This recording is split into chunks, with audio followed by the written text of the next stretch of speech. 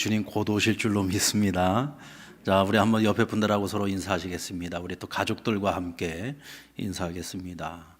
힘내십시오. 주님 우리와 함께 하십니다.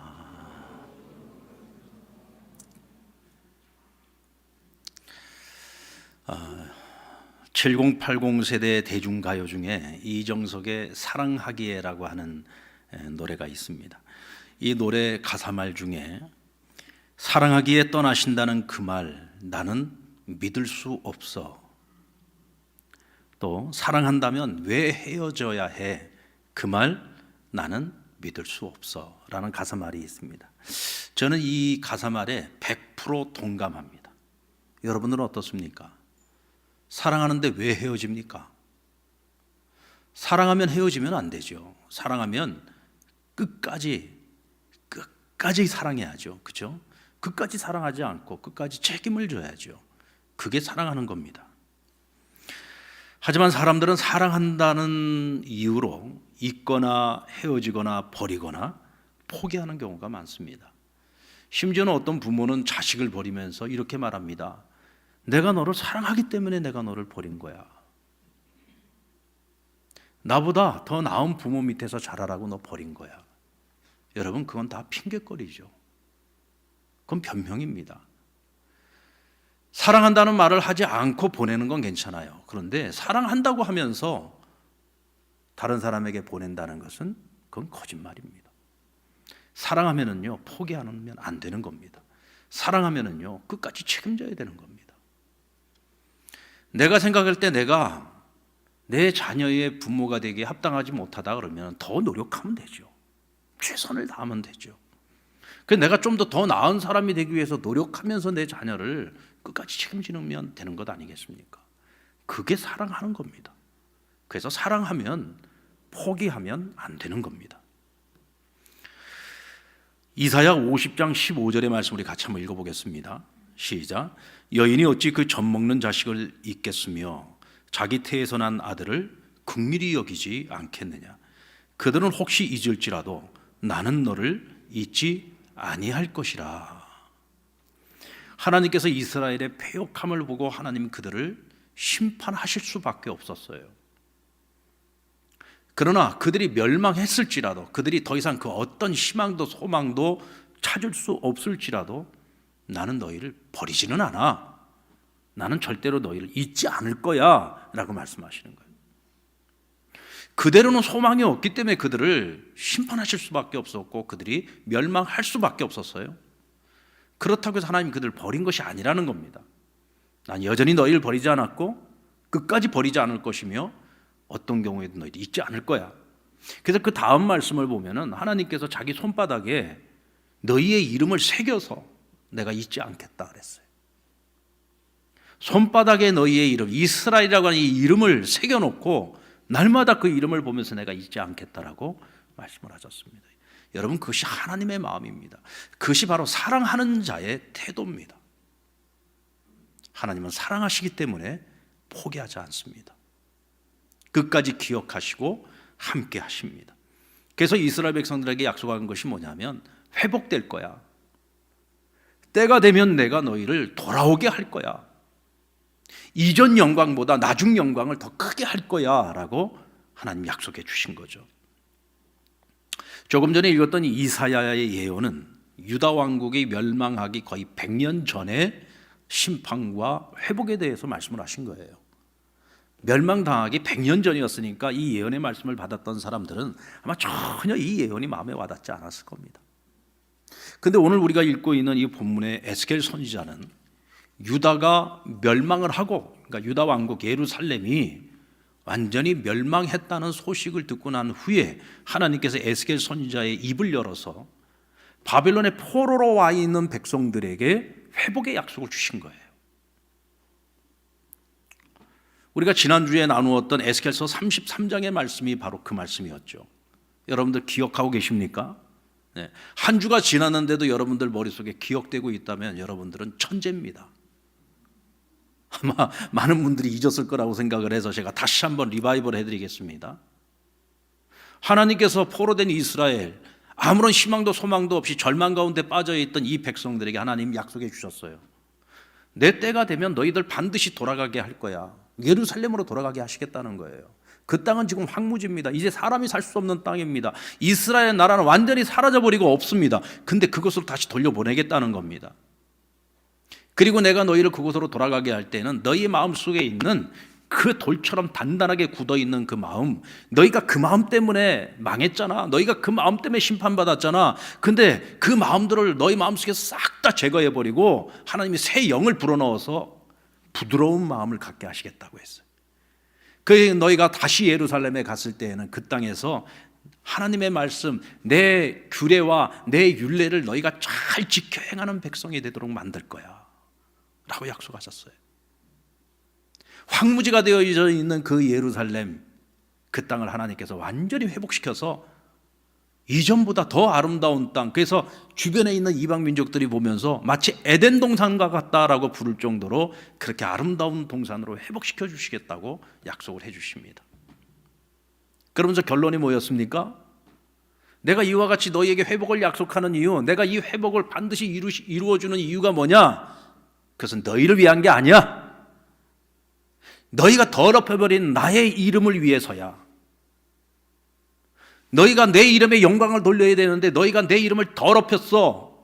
그래서 내가 스스로 내 이름에 내가 스스로 영광을 받기 위함이야. 내가 너희에게 행하는 이 모습을 보면서 주변에 있는 수많은 열방의 백성들이 나에게 영광을 돌리게 하기 위함이다 라고 말씀을 하셨습니다. 여러분, 하나님께서는 자기 백성에게 영광 받기를 원하시고 뿐만 아니라 자기 백성을 통해서 주변에 있는 모든 열방의 백성들로부터 영광 받기를 원하시는 하나님이십니다. 믿습니까? 자, 근데 오늘 이 약속의 말씀을 받은 이스라엘 백성들은 어떤 마음이었을까요? 아멘, 아멘, 아멘. 반드시 그 말씀이 이루어질 줄로 믿습니다. 그 마음으로 받았을까요? 이들은 이 말씀을 받으면서, 이 약속의 말씀을 받으면서도 뭐라고 얘기하느냐? 우리는 마른 뼈와 같다. 우리에게 아무런 소망도 없다. 우리는 다 멸절되었다. 못 믿겠다는 거죠. 지금 우리의 형편과 처지를 보면 하나님의 그 약속의 말씀은 꿈과 같은 이야기죠. 못 믿겠다는 겁니다. 자, 여러분, 이 말씀을 대언하고 있는 에스겔 선지자는 그러면 이 말씀을 대언하면서도 하나님이 약속하신 이 약속의 말씀들이 다 100% 이루어질 거라고 확신을 했을까요? 그것이 100% 믿어졌을까요? 어쩌면 에스겔조차도 이 말씀을 대언하고 있음에도 불구하고 믿어지지 않았을 수 있습니다. 그래서 오늘 하나님께서 환상 중에 이 에스겔을 데리고 한 골짜기로 데리고 가신 거예요. 골짜기 가서 야, 골짜기를 한번 봐라. 그리고 보니까 골짜기에 사람의 뼈가 가득 차 있어요. 근데 이 뼈의 형상이 어떤 모습이냐면 바싹 말라 있는 뼈라고 했습니다. 너무 말라 있어가지고요, 잘못 만지면 막 다 바스러질 것 같은 그런 바싹 말라 있는, 생명이라고는 어느 것도 찾아볼 수 없는 아무런 희망도 없는 뼈다귀만 가득한 골짜기를 보여준 거예요. 그러면서 하나님께서 묻습니다. 인자야, 내가 저 뼈들을 살릴 수 있다고 생각하냐? 그러자 에스겔이 뭐라고 대답합니까? 주께서 하시나이다. 지금 하나님께서 원하시는 대답은요, 아멘. 하나님 여호와 하나님께서 하신다면 능치 못함이 없지 않습니까? 저 마른 뼈들도 당장에 살리실 줄로 믿습니다. 이렇게 얘기를 해야 되는데 이와 같은 즉답을 피하고 뭐라고 얘기해요? 주님은 아십니다. 돌려서 말하고 있는 거죠. 왜 그랬을까요? 천하의 에스겔이라도, 아무리 하나님 말씀을 대언하는 에스겔이라도 그 바싹 말라있는 그 마른 뼈를 보면서 도저히 이것이 살아날 거라는 생각을 못 하겠는 거예요. 제 아무리 여호와 하나님이라도 이건 말이 안 되는 얘기거든요. 그러니까 주께서는 아십니다. 그리고 살짝 피하는 거죠. 그래서 하나님께서 에스겔에게 야, 그러면 넌 그냥 대언만 해. 저 뼈들을 보고 너는 내가 말하는 대로 가서 대언만 해. 이 마른 뼈들아, 하나님께서 너희에게 생기를 불어넣어 너희는 살아난다, 살아나리라 하고 가서 대언만 하라는 거예요. 그래서 가서 대언을 했어요. 그랬더니 여러분 보십시오.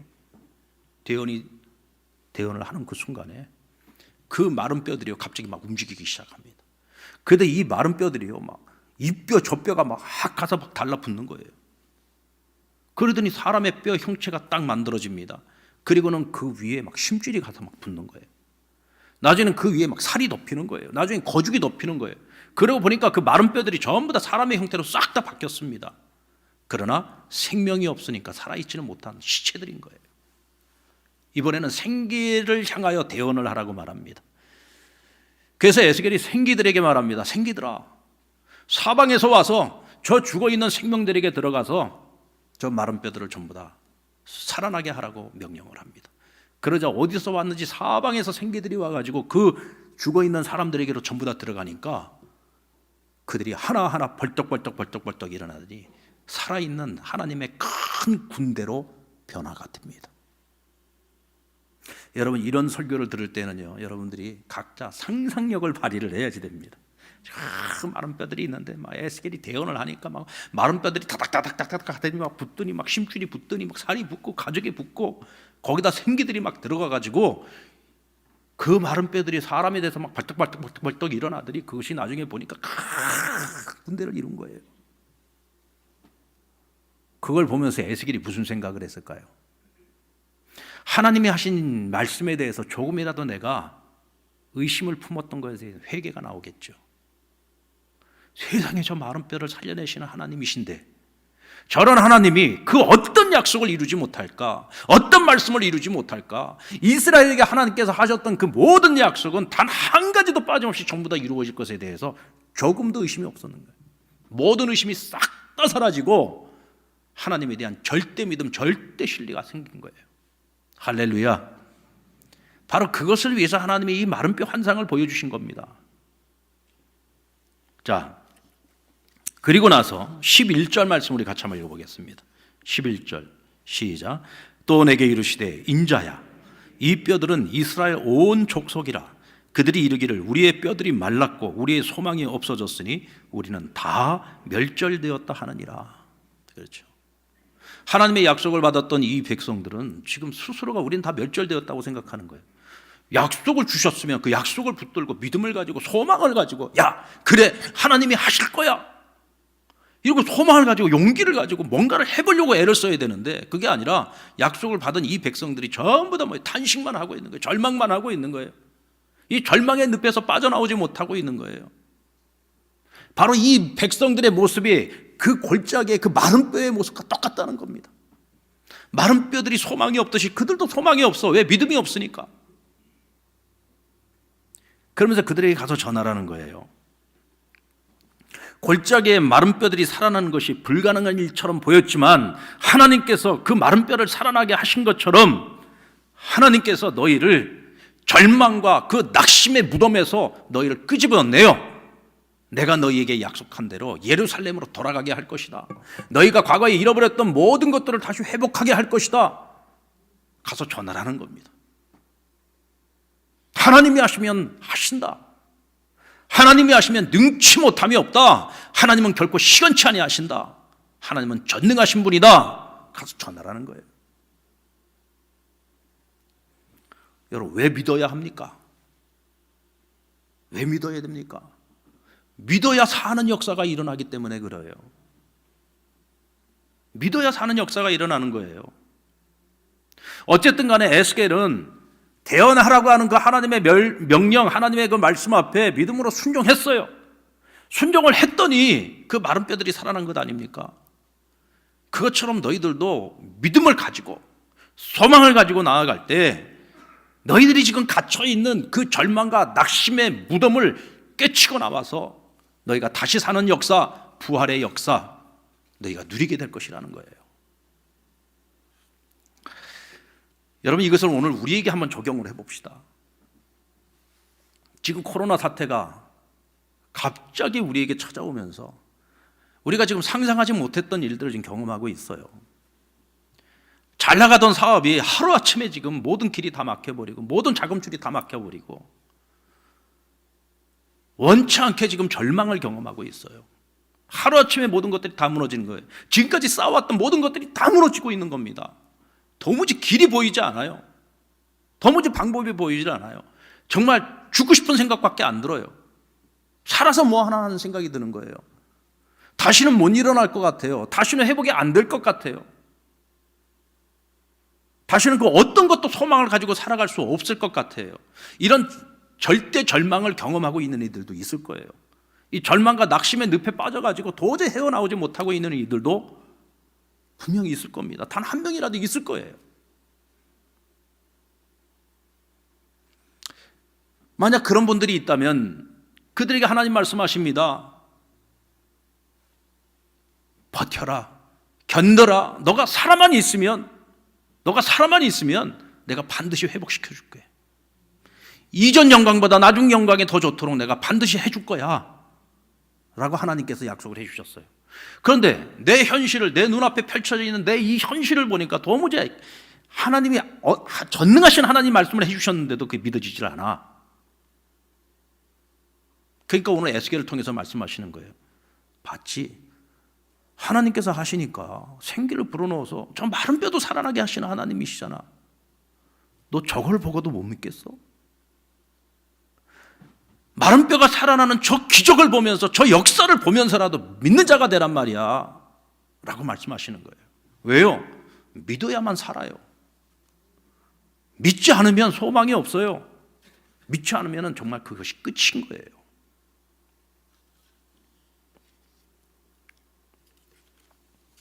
여러분, 어떤 경우에도, 어떤 상황 속에서도 절대로 신앙은 잃지 마십시오. 우리 상남교회 성도 여러분, 여러분들이 어떤 절망과 낙심의 늪에 빠졌다 할지라도, 현실적으로 그 어떤 희망이 보이지 않는다고 할지라도 절대로 신앙은 잃지 마십시오. 만에 하나입니다. 만에 하나, 지금 우리가 겪고 있는 이 코로나 재앙을 하나님께서 우리에게 내리신 재앙이라고 한다면, 그것 때문에 내가 많은 것을 잃었다고 한다면, 그럼에도 불구하고 하나님 원망은 하지 마십시오. 하나님이 없다 말씀하지 마십시오. 하나님을 떠나거나 하나님을 버리는 일은 하지 마십시오.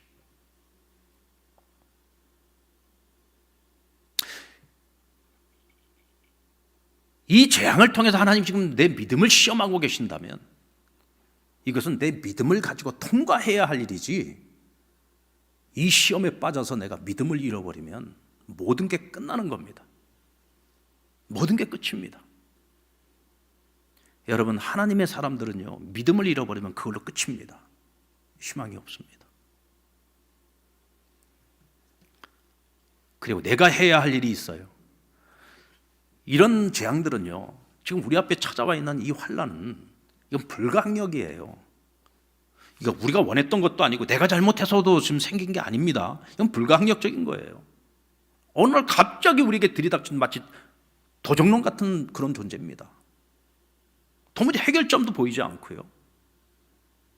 언제 끝날지도 모르는 불확실성이 우리를 더 두렵게 하고 있죠. 그런데 여러분, 모든 일은 그렇습니다. 내가 할 일이 있고요, 하나님이 할 일이 있어요. 하나님이 할 일은요, 이건 내가 죽었다 깨나도 해낼 수 없는 거예요. 그러니까 그건 하나님께 맡겨야 돼요. 그건 기도로 하나님께 맡기시고, 그렇다고 해서 하나님께 맡겼다고 해서 나는 아무것도 안 하고 있느냐? 그게 아니에요. 내가 해야 할 일이 있어요. 내가 할 일이 있습니다. 사람과 사람 사이에서 풀어야 할 일이 있으면은요, 찾아가서 만나서 오해를 풀어야지 되고, 그 사람의 마음을 설득해야지 되고, 잃어버린 신뢰가 있으면 잃어버린 신뢰를 회복해야 되는 거예요. 내 할 일은 아무것도 안 하고 하나님이 알아서 다 해주시겠지, 그런 건 없습니다.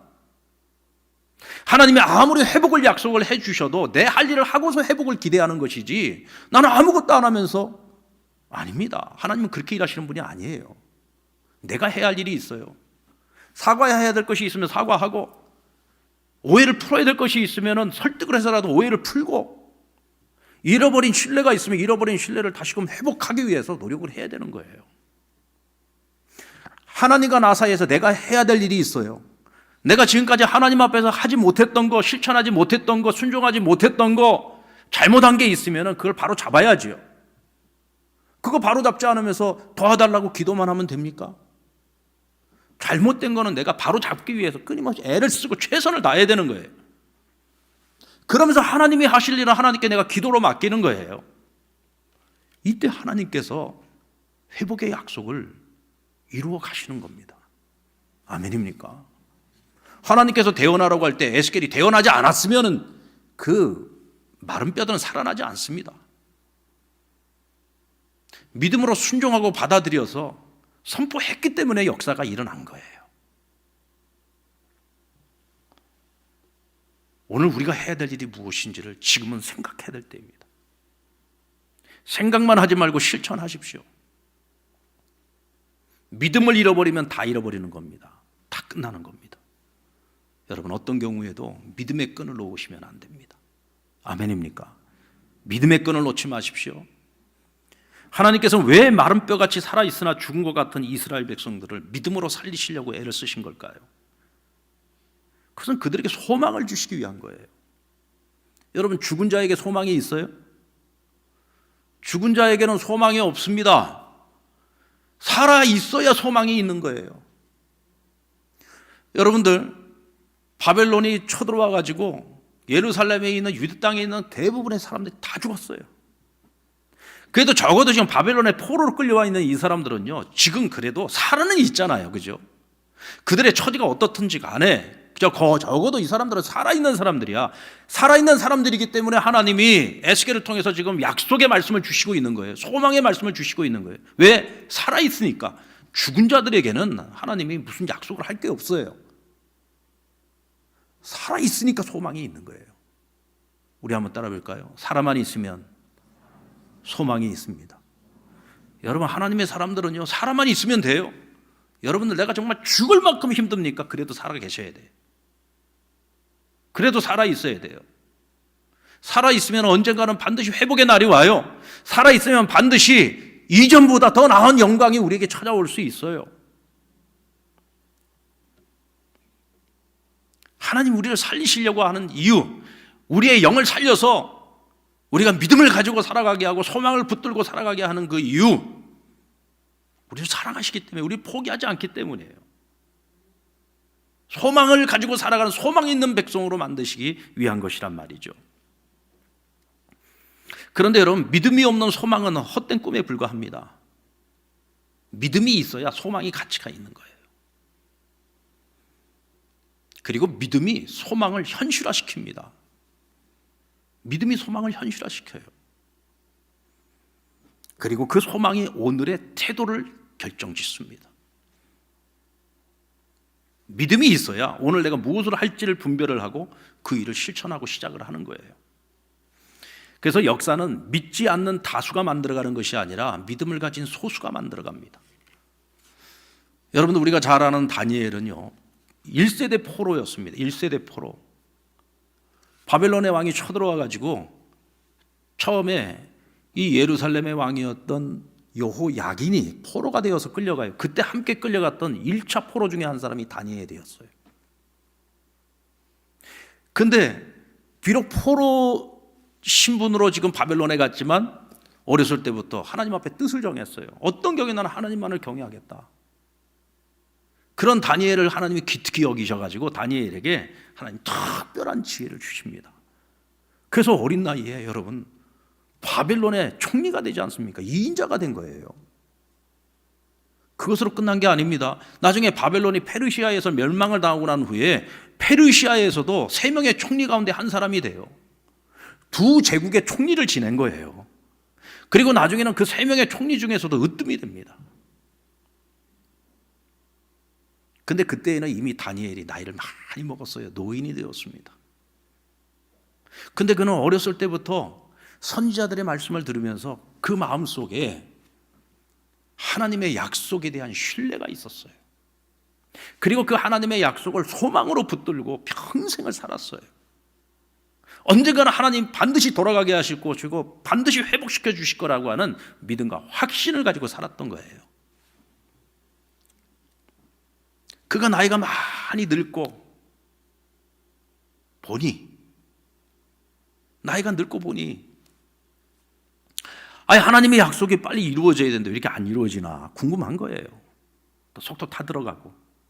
그래서 어느 날 선지자들의 책들을 갖다 놓고 막 책을 읽고 있다가 예레미야의 책을 읽는 중에 거기에 하나님께서 몇 년 만에 회복시킬 거라고 하는 말씀을 발견하게 됩니다. 그게 몇 년이냐? 70년이에요. 그 말씀을 딱 발견하면서 박수를 치는 겁니다. 왜? 때가 다 됐어요. 내가 그날을 볼지 안 볼지는 모르겠지만 어쨌든 간에 그날이 이제 거의 다 찬 거예요. 그 밤에 그가 잠을 이룰 수가 없습니다. 너무 가슴이 벅차서. 그래서 그가 금식을 하고 베옷을 입고 온몸에 죄를 뿌리면서 이스라엘을 죄를 위하여 하나님 앞에 회개하기 시작합니다. 그리고 그가 뭐라고 기도를 하느냐? 우리 다니엘서 9장 1절로 2절의 말씀을 같이 한번 읽어보겠습니다. 시작. 메대 족속 아하수에로의 아들 다리오가 갈대아 나라 왕으로 세움을 받던 첫 해 곧 통치 원년에 나 다니엘이 책을 통해 여호와께서 말씀으로 선지자 예레미야에게 알려주신 그 연수를 깨달았나니 곧 예루살렘의 황폐함이 70년 만에 그치리라 하신 것이니라. 아멘. 이 말씀을 붙들고 하나님 앞에 기도하는 거예요. 하나님 약속하셨잖아요. 70년 만에 회복시킨다고 말씀하셨죠. 이제 그때가 거의 다 찼다는 것을 이제 저희가 알았어요. 하나님 이제는 그때가 된 겁니다. 하나님 이루실 거죠. 반드시 이루실 거죠. 이 약속의 말씀을 붙들고 지금 회복을 위해서 기도하고 있는 거예요. 여러분, 하나님께서는 이와 같이 하나님 약속에 대한 말씀에 대한 믿음을 가지고 소망을 가지고 포기하지 않고 기도하는 사람들을 들어서 하나님께서는 약속을 이루시고 하나님의 뜻을 이루시고 하나님의 그 역사를 이루어 가시는 겁니다. 아멘입니까? 느헤미야도 역시 마찬가지입니다. 그는 페르시아의 술 맡은 관원이었습니다. 여러분, 우리는 술 맡은 관원이라고 그러니까 바텐더 정도 생각할 수도 있겠는데 그게 아닙니다. 권력의 핵심이에요. 왕의 술을 관리한다는 얘기는 무슨 얘기냐면 왕의 생명을 책임지는 사람이었다는 얘기예요. 가장 믿고 신뢰하는 사람에게 이 술 맡은 관원을 맡기고 떡 맡은 관원을 맡겼어요. 여러분, 대제국 페르시아의 술 맡은 관원이면요, 이거는 이미 성공한 사람인 겁니다. 이제 그가 누릴 수 있는 것, 세상의 모든 부귀영화를 다 누릴 수 있는 자리에 앉은 거예요. 근데 그가 어느 날 자기를 사랑하는 왕에게 찾아가서 왕이시여 나를 예루살렘으로 보내주십시오. 지금 나의 백성들이 예루살렘으로 지금 돌아갔는데 뭐 그곳에 돌아가가지고도 지금 거지처럼 살고 있습니다. 게다가 주변에 있는 이방 민족들이 끊임없이 괴롭히고 있고 환난 속에서 그들이 먹을 것도 없어가지고 지금 다 굶어 죽어가고 있습니다. 왕이시여 저를 보내주십시오.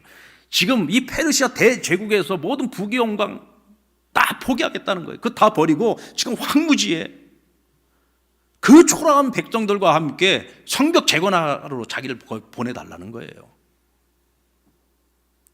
여러분 정말 위대한 지도자인 거죠.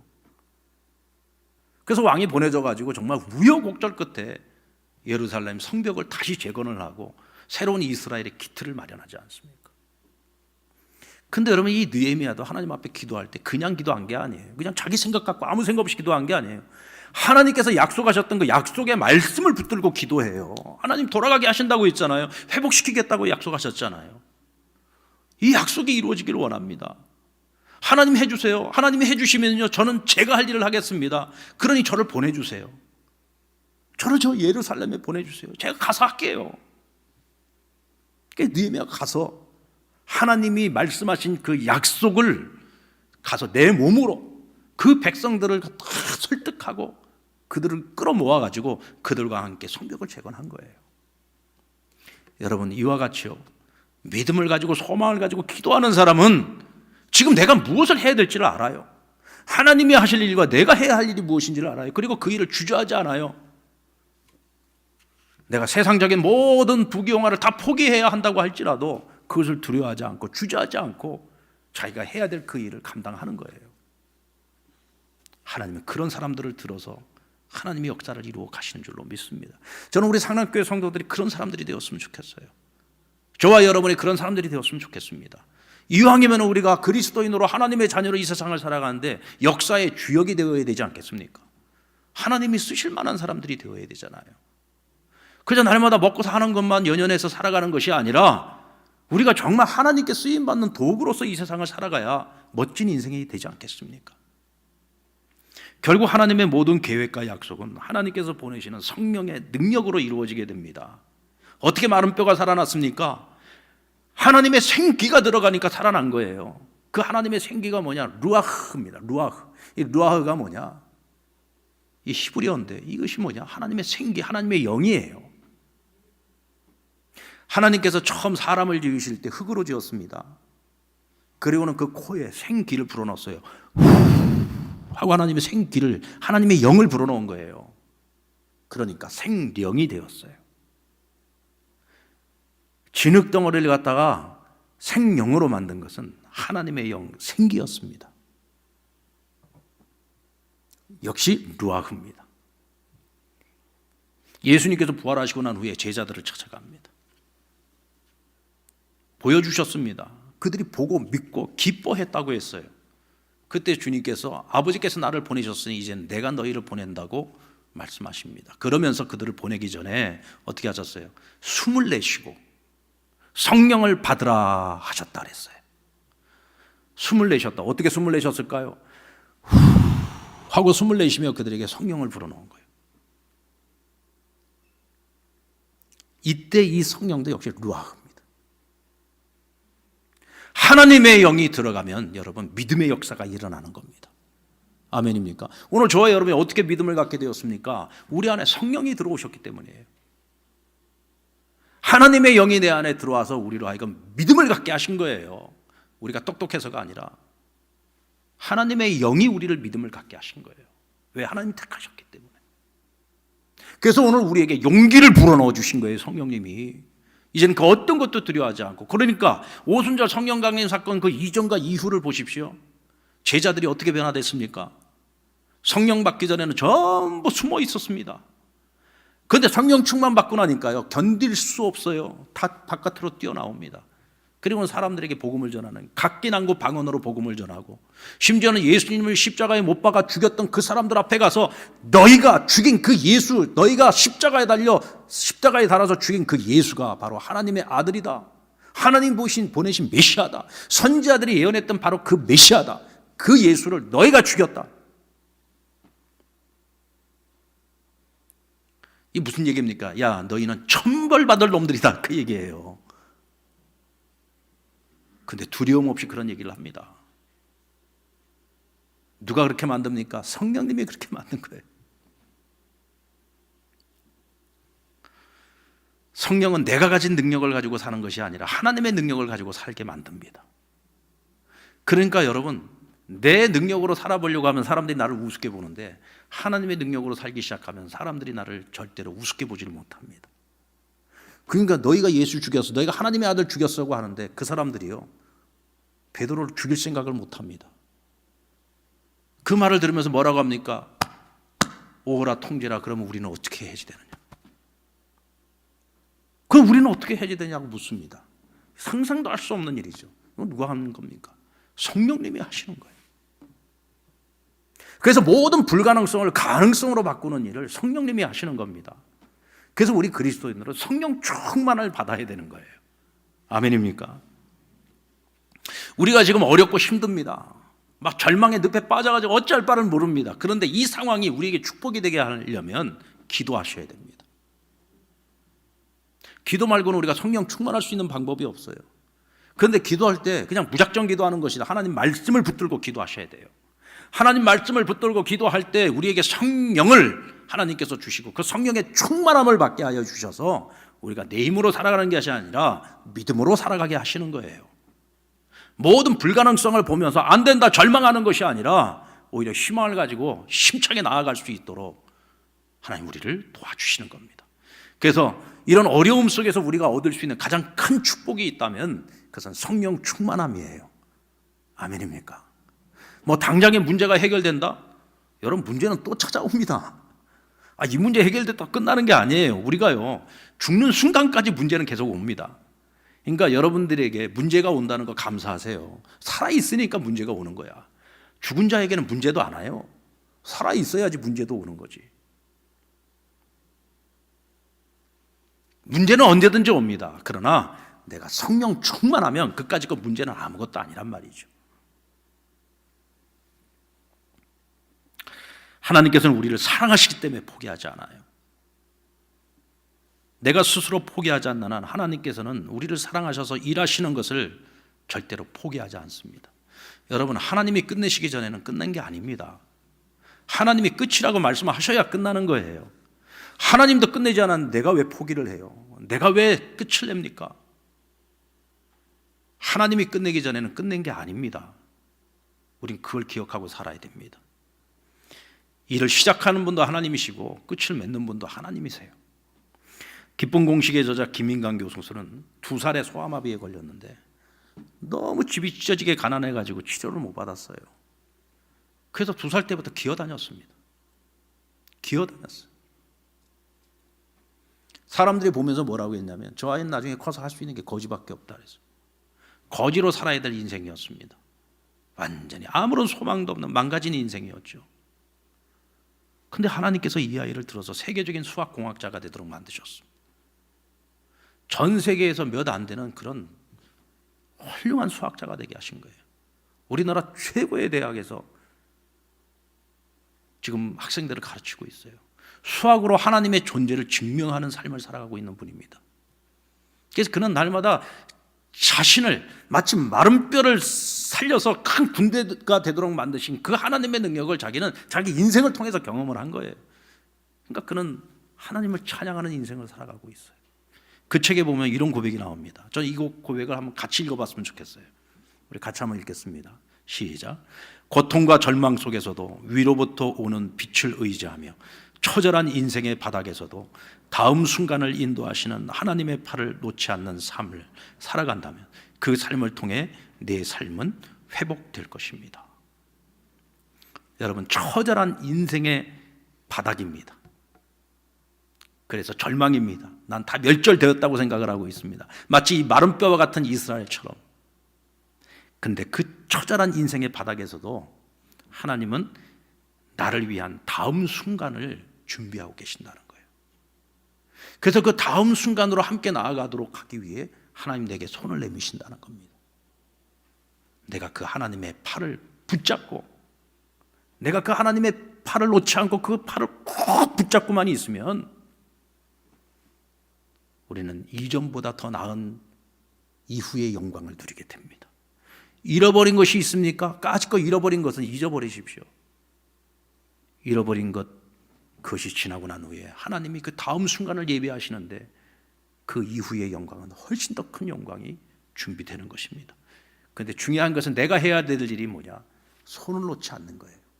믿음의 손을 놓지 않는 겁니다. 소망의 손을 놓지 않는 겁니다. 다음 순간을 예비하시고 인도하시는 하나님의 손을 놓지 않는 거예요.